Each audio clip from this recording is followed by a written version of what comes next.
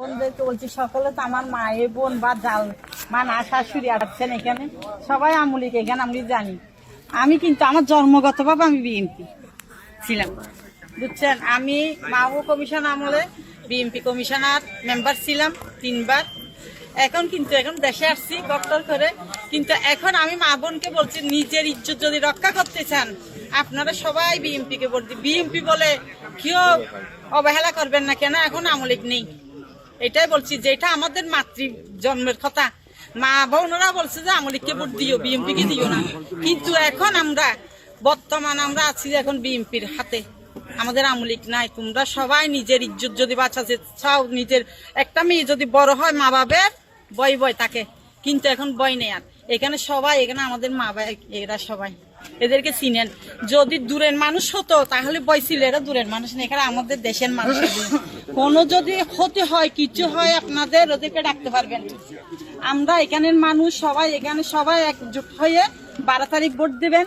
সবাই ভোটের জন্য যাবেন, কিন্তু অনেকজন বলে বিএনপিকে ভোট দেবো না, যাবো না। না, এটা মনে করবেন না।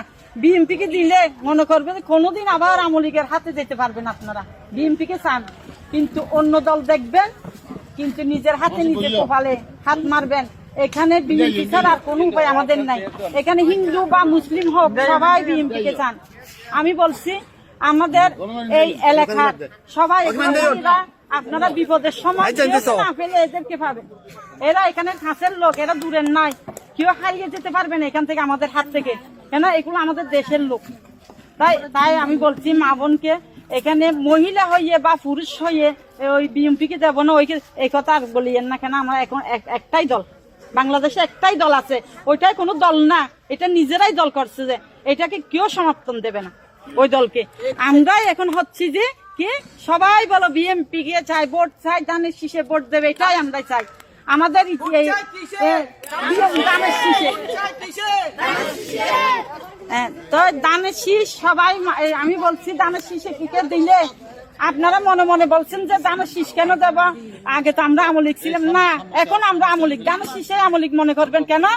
আমলিক আসার জন্য আমরা, এটা একটা পথ।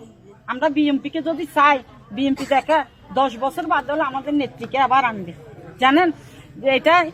কিন্তু ওদের হাতে যদি চলে যায়, পাকিস্তানে চলে যেতে হবে সবাইকে, মনে করবেন। এটাই আপনাদের আমার বক্তব্য শেষ করলাম।